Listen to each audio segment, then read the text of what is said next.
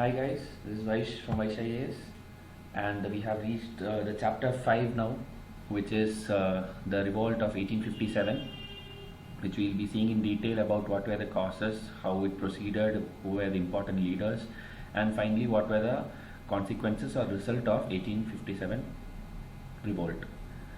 So those who have not watched the previous videos, please watch till chapter 4.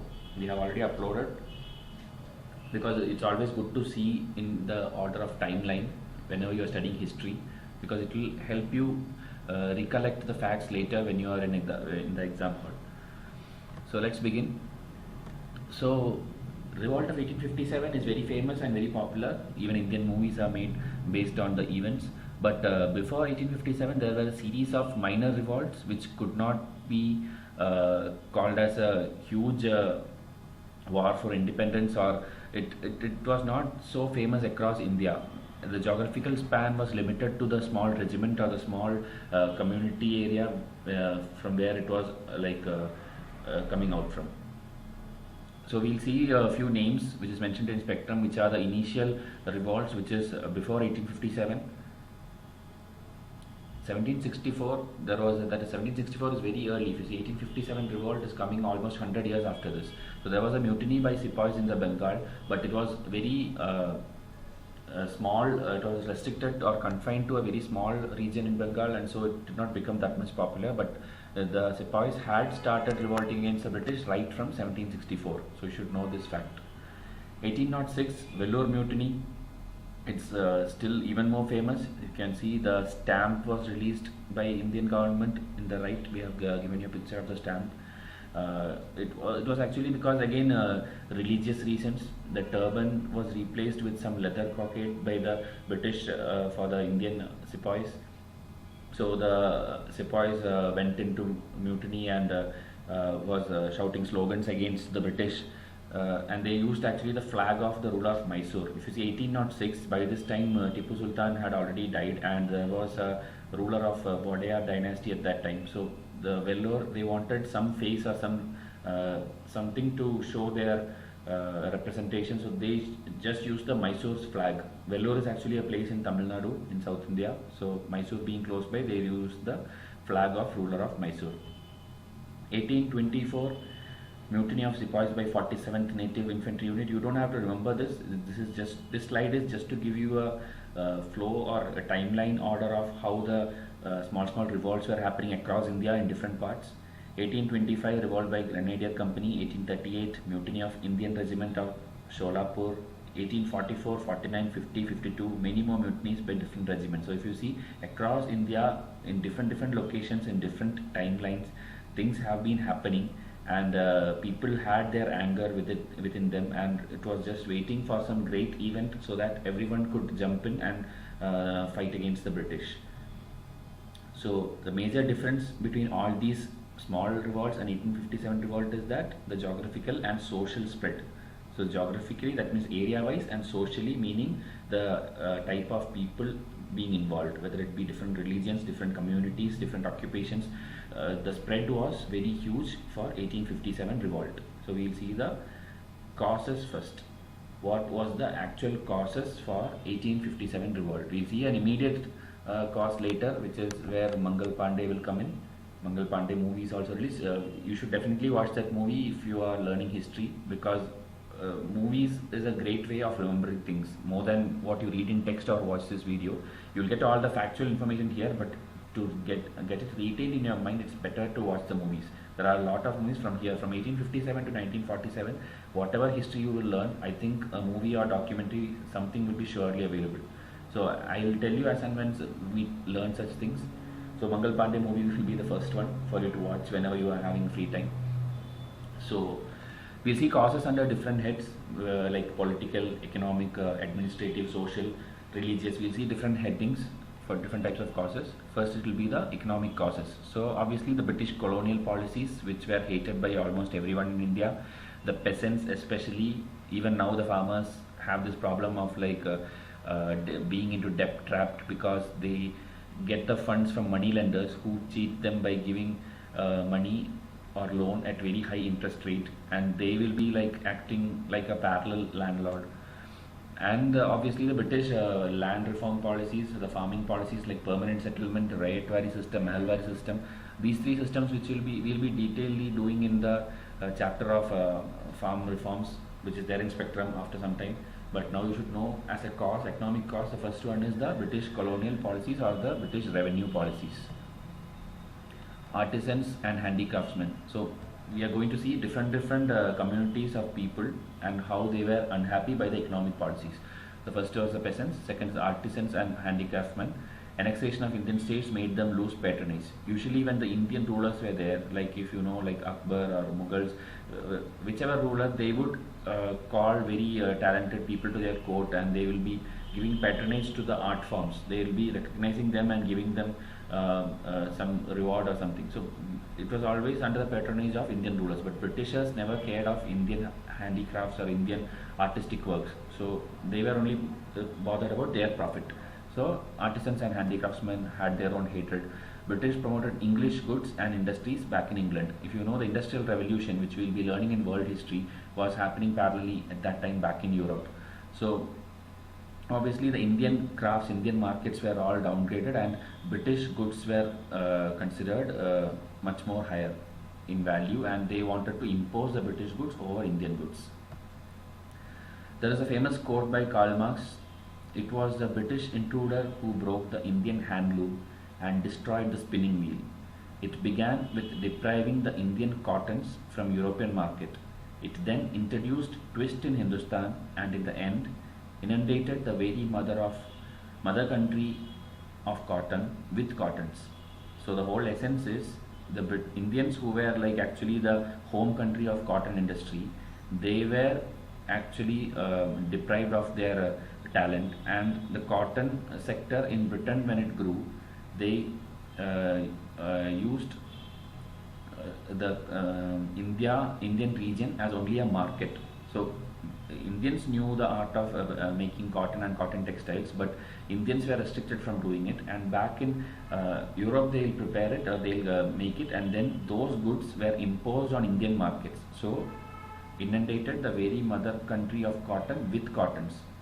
So whoever knew that art is deprived of their own talent, and they are being asked to buy other cottons produced in Europe. So that was a famous quote by Karl Marx.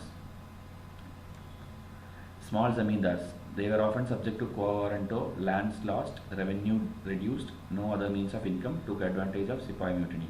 So small zamindars also, they were always deprived of the authority of their land. They already they will have only small portions of land, and the revenue whatever they get, they will have to pay as taxes. Even to the zamindars, or when we learn different settlement methods, we will see that. So all in all, they will lose their income. They don't know any other way of survival. They don't have any other occupation. So they were just waiting for a chance, and when the Sepoy mutiny happened, they also took advantage of it. So these are different classes who were affected economically in India. Political causes. British annexation policies, which we saw in the last chapter, subsidiary alliance, doctrine of lapse, and there was a policy of ring of fence. So the imperialist generals like Dalhousie, Canning, later Auckland will come. These people were always engaged in expanding the British Empire in India and depriving the Indian rulers of their own land. So obviously insecurity will come among Indian princes and prince and kings. So they were also just frustrated in all, and they wanted some reason or some a situation where they could all come together and fight against the British. They were losing sovereignty of their own kingdom. The British were placing their British resident, and all the foreign decisions, all the defense related matters, everything was decided by the British, not the Indian rulers. So that were the political causes. Administrative causes.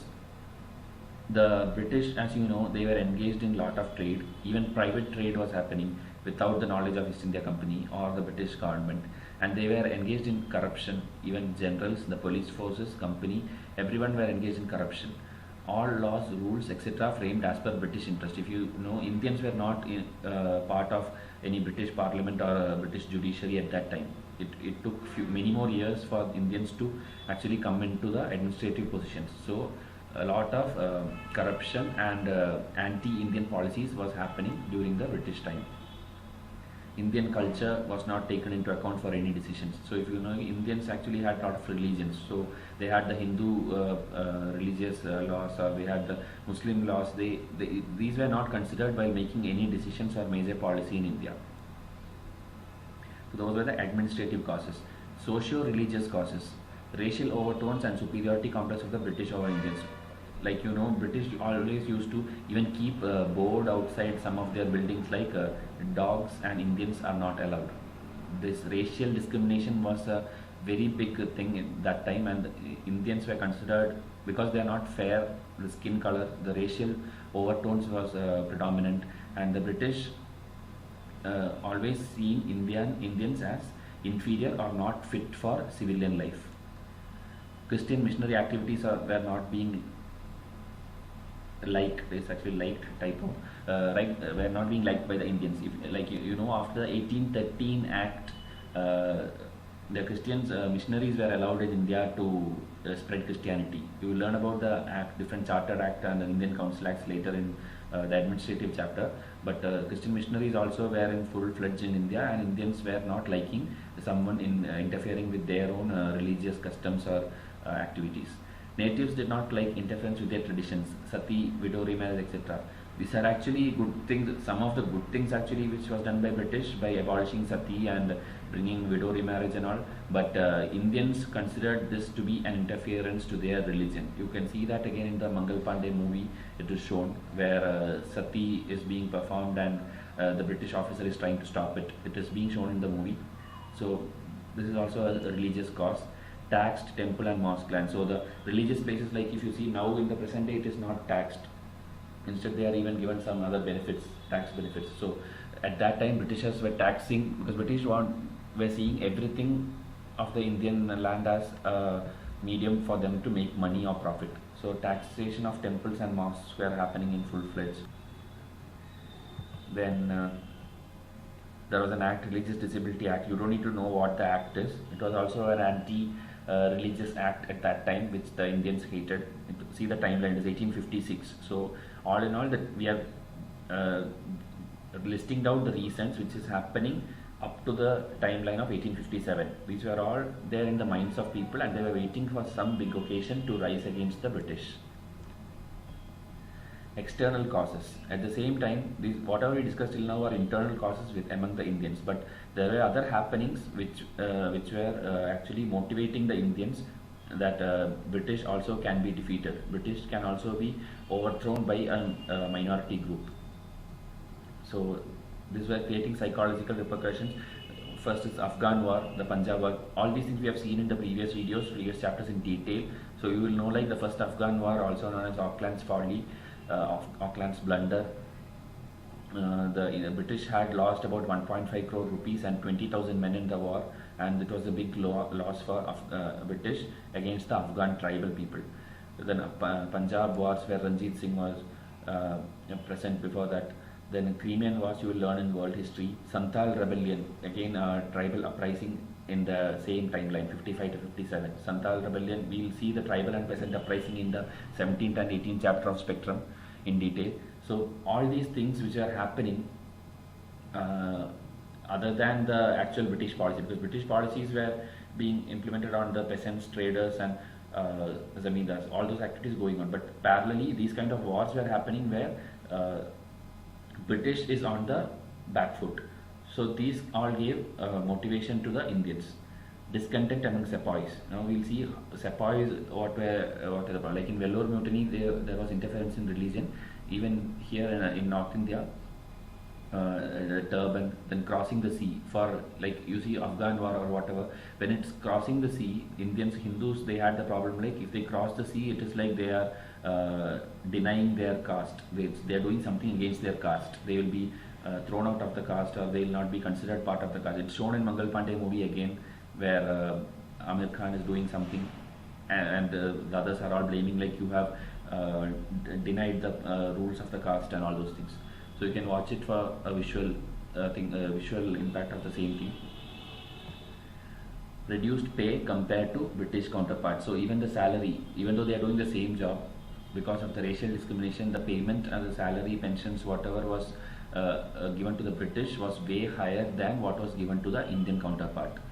No foreign bata for wars in religion for regions outside India. So Sindh and all, if you see, it was actually part outside India at that time. Even now it's part of Pakistan. So there was no foreign bata given to the Indian sepoys who were in the East India Company's forces. Racial discrimination of Indians in matter of promotions and privileges. So salaries, promotions, foreign bata, everything, the sepoys were always on the lower side compared to the English forces. Sepoys were basically peasants in uniform. So actually, who are these sepoys? The sepoys are actually sons of the farmers who are actually working in the rural areas. So they know already how much in debt trap or how much problems or how much they are losing land in the rural areas. So obviously that sentiments plus the other problems they are facing themselves in the sepoy regiment were all in their mind, and this was all steaming up for a good reason, for one day, for one particular spark to come, so that everyone will rise against the British. Lord Canning, 1850s, 1858 actually, after Dalhousie. Dalhousie was there till 1856, and after that Lord Canning, who will become the first viceroy later after the 1857 Act, he made an act like General Services Enlistment Act 1857. Again, the act name and all you don't have to remember, but just remember Lord Canning's policies. All recruits should serve foreign. So, like we told already, crossing the sea was considered something against their caste, but these kind of acts again created discontent or hatred in the minds of Indian sepoys. Now we'll see the immediate cause and how the revolt actually started. Rumors of bone dust mixed in flour. So actually religious and cultural causes is actually the immediate cause. So we'll see these kind of rumors were being spread across like bone dust, because these people do not eat cow or a pig. For Hindus as well as Muslims, both were following religious policies so strictly that when they hear such rumors which affect their religion, they will be outraged. So two things was, one was atta was mixed with bone dust, and introduction of an Enfield rifle, which was actually the main reason, which had a cartridge. It was actually a new rifle which was the best at that time, and it had a cartridge which had grease made of beef and pig fat. This was the rumor being spread. It was actually true also. And when this spread, obviously the sepoys could not bear, because they cannot go to war with these kind of guns. They had to bite it off before loading the gun. So these are the locations and timeline. Behrampur was the first location, and Barakpur is the place where Mangal Pandey is there, and these are the infantry names. 1990. If you can remember it, it's good. It's a value add when you write the answer for 1857 revolt. Otherwise, also it's okay. Behrampur, Barakpur, and 7th Awadh Regiment. The three regiments, infantry and Awadh Regiment, these were the ones who actually rose against the British. This is where actually the spark happened. If you see the second line, Mangal Pandey actually killed one of his superior because he was forced to use this cartridge. Final spark at Meerut, the place near Delhi, 858 kilometers. 90 men of 3rd Native Infantry refused use. So like you see, 90 men refused to use the cartridge. 85 of them were suspended and put in jail. Now once they were released from jail the next day, they actually marched towards Delhi after killing the officers who were there nearby. So this march was actually the beginning of 1857 revolt. Mangal Pandey is the one who gave the spark, and that motivated all the sepoys, and this 3rd Native Infantry people, the 90 men, they marched towards Delhi. So watch the movie if you want to see actually what was actually happening. The entire thing is shown in visual, so you will be able to retain it. This is a picture, it's there in the NCERT also. So this is what the cartridge was. The cartridge, grease is there. Whoever the step-by-step process of how to load it. Soldier had to tear open the end of the cartridge with their teeth. The grease was rumored to be derived from beef and pork. then had to pour the gunpowder into the muzzle of the rifle and thrust the bullet, still wrapped in the cartridge paper, into it. They would then take the ramrod rod from its slot beneath the rifle barrel, bring it to the ready, add a percussion cap, set the target and fire. So this particular step one, where they had to bite off the grease portion, that is where the entire thing led to the revolt. We saw the various causes anyway. People were angry, people were frustrated, but the immediate reason was the introduction of this Enfield cartridge. So now we'll see the revolt and the leaders in different places. Like we saw, like revolt of 1857 had a huge geographical span. It was not there in the southmost parts of India, but in the North India, in different places, we had different leaders. So these are the pictures actually. From left, Jhansi, Rani of Jhansi, which we saw in the last video also. Because of the doctrine of lapse, she had also jumped into the war. Tantia Tope, Kuwar Singh, Nana Sahib, Maulvi Ahmadullah Shah, Begum Hazrat Mahal, Bakht Khan, Bahadur Shah Zafar was the ruler of Mughals at that time, the last Mughal ruler actually. So the story was like the 90 men from Meerut marched to Delhi, and they marched straight to the Mughal ruler, Bahadur Shah Zafar, because they wanted a representative from their side who will represent them against the British. So what Bahadur Shah Zafar, because he was actually an old man, you can see in the picture, he was old at that time, and he could not go into war or something. So he wrote letters to all Indian chiefs and rulers and asked to participate in the revolt. Civilians, particularly of Awadh, sepoys, peasants, zamindars, artisans, shopkeepers, laborers, priests, religious preachers, all joined the revolt. So you can see a huge social spread. And when these leaders from different places join in, it will be geographical spread too, as we discussed earlier. So, if you see, the historians say this count, like of the 150,000 people who died in this revolt, 1 lakh were civilians. They were not sepoys, or they were not any ruling rulers. It was actually the civilians who were actually frustrated and entered into this revolt. Geographical spread, this is the, if you want to see the extreme ends in the 4 directions, it will be Bihar in the east, Rajputana in the west, Narmada in the south, and Delhi in the north. So it did not go beyond Delhi in the northern side, and also did not come way down south after Narmada. So the Deccan or the South Indian kingdoms are not part of this revolt. You should know this geographical spread in case you get an MCQ.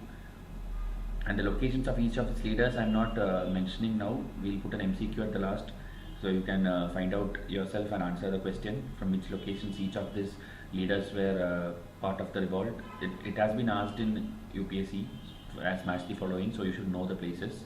Only of these important 5-6 people, not all. Now, suppression of the revolt. Obviously, British will not allow anyone to overpower them or revolt against them. So, how did the suppression actually happen? This picture you see, this is actually Bahadur Shah Zafar, who is an old man, and the Britishers actually go and capture him first because he was considered as the representative of all. So he was captured and sent to Rangoon, which is in Myanmar, in Burma. So, Burma is the old name of it. So he was sent to exile there, and his sons were shot dead in front of him. That is what happened. So the leader was done away like that. Then each leaders will be like they could not fight beyond a point. They'll have to flee away. So Nana Sahib fled to Nepal and was never heard of again. Tantia Tope fled to jungles of central India. Was later caught actually by the British people and killed in 1859. Rani of Jhansi was killed in the battlefield. She was actually, like we saw during the doctrine of lapse, she was very much frustrated because of the British policies, and she was never ready to give away Jhansi as long as she is alive. So she fought against the British and was captured finally by Sir Hugh Gross. In Spectrum, actually, these English general names are also given, like who captured whom, but I don't think UPSC will go into that much deep because these English generals are not important otherwise. So I have not mentioned about other English generals. Only about Rani of Jhansi I have mentioned Sir Hugh Gross. 1859, Kuwar Singh, Bakht Khan, Khan Bahadur Khan, Maulavi Ahmadullah, all were dead by this time. So if you see 1857 the revolt started, within few months it was suppressed. They all fled to different regions, and by 1859, within 2 years, everyone were found and killed. Begum Hazrat Mahal was compelled to flee to Nepal. So you see, Nepal, two people have gone. One is Nana Sahib and one is Begum Hazrat Mahal. Hazrat Mahal, she is actually the wife of the ruler of Awadh. Awadh ruler Wajid Ali Shah, I think, he was captured and sent to exile. So that anger and frustration was shown by wife Begum Hazrat Mahal, who came to the revolt. British had to invest a lot of men, money and resources in this short revolt, because their own men, the Indian Sepoys who were under their regiments, were all against them. So they had to invest a lot to bring in the English troops, English men and troops from different locations, and then try to suppress the revolt. So this is how the leader's role came to an end in the 1857 revolt. Causes of failure of the revolt. So if you see, these are different causes. You can make a note of it, because question can come like why the 1857 revolt did not actually get independence for India, why it was suppressed very soon, even though there was a geographical spread and social spread, why it failed. So all India participation was absent. Like we saw the regions, we didn't see anything beyond Delhi or beyond Narmada in the south. All classes did not join. So if you see, it was more of the poor people who were affected economically or politically who came and joined. The other big zamindars or the rich people, money lenders, successful merchants who were happy with the British rule, Indian rulers like the Scindia of Gwalior, Holkar of Indore, Sikh chief, there were many people who were loyal to the British. So they all did not participate in the revolt. So like you see, geographical and socially, two reasons are there. All did not participate. Poor arms and equipments, like we see in this picture in Bahubali, whatever you get, take it and come, we'll fight against the huge army of the British. That is what was there. Right? They did not have a proper plan of getting arms or looting any armory. They just took whatever sticks or rods or spears, whatever they had, and also the Enfield rifles, they cannot use it because of their religious policy. Not sure whether they used the same gun and again used it for the revolt, but there were many reasons because of which they did not have any arms. Uncoordinated and poorly organized. No central leadership. Like you saw, we have a lot of individual leaders from different pockets of region, and we have an old Bahadur Shah Zafar who cannot come into war directly. So centralized leadership was not there. But the British in turn, they had efficient governor generals and military generals who were experts in all this warfare, and they had gone for a lot of wars. No unified ideology. So ideology itself was not there. No one had. It was not like this war started to overthrow the British power. Many did not even care, or they were like coming for their personal grievances. Many were coming because they were affected economically. Many were like their religion was touched. No one had an idea of a unified India or a unified nation. It was actually after the British came, like the country of India or the map of India and the survey of population, census, everything was done. Till then there was no idea of India at all. So the goal itself is not there. So these are 5 important reasons for the cause of failure of the revolt. Nature of the revolt. So if UPSC forms a statement like Hindu-Muslim unity was there in which of the following: 1857 revolt, civil disobedience movement, non-cooperation movement, UPSC can form such statements. You should know, like 1857 revolt, there was Hindu-Muslim unity. One reason you saw, like the Enfield rifle, it was opposed by both of them. So both of them together, they revolted against the British. The leaders also, if you see, there were Muslim leaders as well as Hindu leaders were there. Multiple viewpoints by various historians, nationalists. So this is just a nature and the different sayings by different leaders at that time about what they feel about the actual 1857 revolt. So Marxists, they say like it was a conflict of peasants versus feudal lords. But this doesn't hold good, because it was not actually a fight between peasants and lords. It was not at all like that. Peasants indeed joined and feudal lords did not join, but this conflict, whatever Marxists say, is not right. Britishers say a fight between civilization and barbarianism. Like they always considered Indians as racially downtrodden, and they did never consider them as civilized people. So this is what the Britishers had to say. Now nationalists, there are many quotes given in spectrum. You'll see 3 important ones. V.D. Savarkar, he was the one who told this is the first war of Indian independence, a planned war. It's not actually a truly planned war, but this is what is carried on till now. Everywhere we learned like 1857 is the first war of Indian independence. S.N. Sen, he had written a book 1857. In that he told the actual thing. It actually began as a religious thing and ended as a national one. So this is actually up to an extent it's true. It was only when their religion was touched they actually thought of fighting against the British. Till then they were oppressed, suppressed and undermined for various reasons, but the Indians did not unite to go against the British. But when religion is touched, it had far impacts. That is the case even today in India. If you say anything about the caste or religion, Indians are very intolerant. Intolerant is the word, so popular now, so I used it. R.C. Majumdar, he also was against what Savarkar told. He told it's neither first nor national nor a war of independence. This is also up to an extent true. It cannot be called first because we saw a lot of Sepoy mutinies rising against the British. It is not national because the entire India was not involved. It is not a war of independence. They did not think like we should throw away Britishers and we should create a democracy or write a constitution. They did not think of making a country of India. They just were showing their frustration against their religious impacts. Consequences of the revolt. What happened was the company rule ended. So the East India Company, who were engaged in all the illegal trade, all the forced trade and were overpowering entire Indians and territories, the company rule actually came to an end by the Government Act of India 1858. The Crown took over the administration, so the Queen directly took over the administration of British India. It was announced by Lord Canning at a Darbar at Allahabad in the Queen's Proclamation. Queen Victoria Proclamation is there, which is very famous, which we'll see later in some other chapter when we do the 1858 actual act. The era of expansion and annexation ended. Crown promised to respect the dignity and rights of the native princes. So now no longer territories would be annexed, or the subsidiary policy or the annexation policy like doctrine of lapse, everything would come to an end and no more territories would be annexed from any Indian king.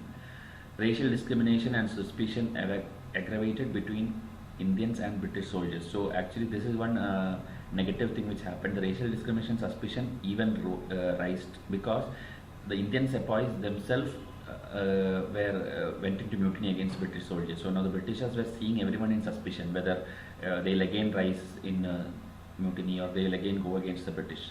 The British Indian army was totally reorganized because the Hindus and Muslims were actually the one who especially the Muslims, because of the grease or the pig fat, they were the ones who went against the British. So it was actually good for the Indians, but the Britishers saw them in suspicion, and so now more Gorkhas and Sikhs, they were included in the British regiments. Gorkhas, you know, from Nepal, and Sikhs from the Punjab region. We have already covered the Anglo conflicts with these people and how they joined the regiments in the previous videos.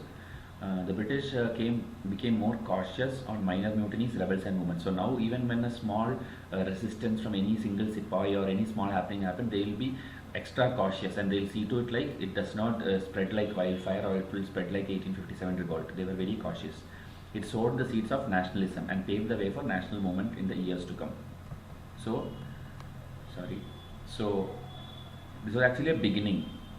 Although, because now it's 1857 and India gets independence only in 1947, so it's 90 years later that India gets independence. So even though this did not create immediate effect, it had sowed the seeds of nationalism. People always refer to this, the nationalists refer to this revolt as their strength. They use this like Indians can achieve what they want if they all come together with a proper plan. 1857 failed because they did not have a proper plan, but from now on more enlightenment was being happening among the nationalists, and so nationalists will rise. In the next chapters we'll see that. Governor General began to be called as Viceroy. So now anyone who is any general after 1857, you have to call them as Viceroy. More about our Act of 1857 we will see in later lectures. We have to see in detail each of the act, from the Regulating Act of 1773 till the Government of India Act 1947. So from this video we will include one slide like this where a question for mains or quote which you can use we will include. So from the Spectrum textbook itself we have picked it up. The greased cartridge did not create a new cause of discontent in the army, but supplied the occasion for the simmering discontent to come out in the open. So same thing what we have seen now. It is not like a new cause was altogether created. Already people were all frustrated and they had discontent in their hearts, but through this revolt, only thing is it came out in the open, and British people actually saw the frustration in the minds of Indian people. So UPSC can put this question, put this statement and ask you to elaborate. So what you have to do is this entire video what you have done, that is the answer for it. So try to see statements like this whenever you read articles or when you see movies which is related to freedom struggle. It will be the ones which is being asked in UPSC. So we'll finish off with some questions. Who all participated in the 1857 revolt against British? A similar question was actually asked in UPSC. So you have to tell who all actually participated, whether the riots, sepoys, rich peasants and moneylenders. I'm sure you will know the answer. Just answer it in the comments. Next one is what we didn't teach you today, but you have to find out and answer. The locations of the actual nationalist, the revolt leaders. Lakshmi Bai, was it from Jhansi? That obviously you will know. So one is obviously correct and one is there in all the options, all the 4 options. So you have to know whether the other 3 are right or wrong. Nana Sahib, Kanpur, Kuwa Singh, Bihar, Lucknow, Birjis Kadir. Oh, I put it left and right interchangeably. So just you have to find out the locations and you have to tell whether 2, 3, 4 were true or not.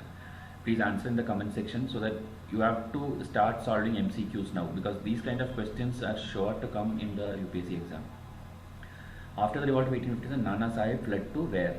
To which country did Nana Sahib flee? This also we have covered, so try to answer the question. So hope you have got an understanding of the entire revolt, the cause, consequences, the reasons of suppression, everything we have covered in detail. You can easily form a 250-word answer of whichever section they ask, and all the leader names, prelims based questions, everything we have covered. Even the quotes, important quote by different nationalists we have given in this chapter. So please let us know if still any doubt is there. We will be always there to help you. And for MCQs related to the entire spectrum textbook, contact us on our Facebook page, facebook.com/Vysh. We'll come up with the chapter 6, which is going to be much more interesting and lot of factual information about social leaders like Raja Ram Mohan Roy and all. That is in the 6th chapter. It's a very big chapter. We'll come up with the video soon. Till then, thank you. Have a nice day.